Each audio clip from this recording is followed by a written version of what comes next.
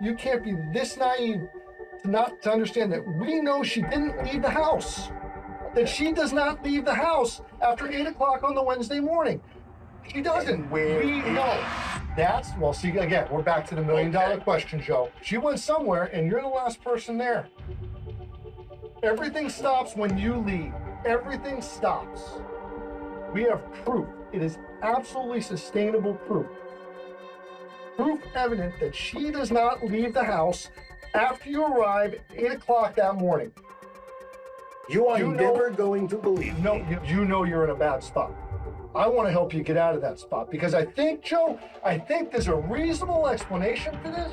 Joe, I'm not going to let you walk out the door today without giving you every opportunity to change the narrative.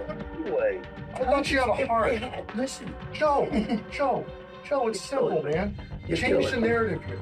She didn't leave the house. She did not leave the house.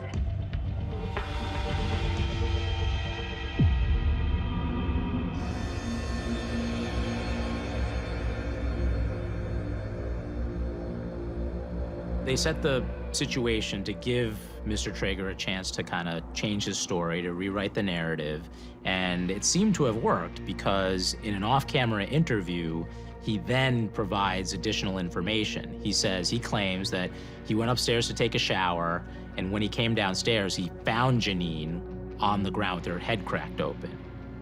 He says that he thinks that she had a seizure, and then he panicked and decided that he's got to get rid of the body because the police would never believe him. And that's why he decided to get rid of the body, and he describes that he placed it in a couple of garbage bags. He moved the garbage bags into the garbage can while it was still in the garage, and then he immediately moved the can out to the curb so that it would be picked up.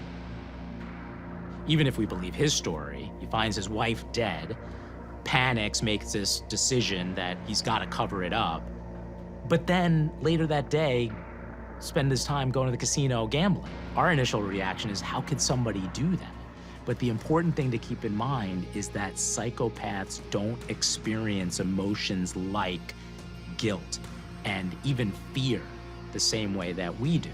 So it's almost an emotionless narrative.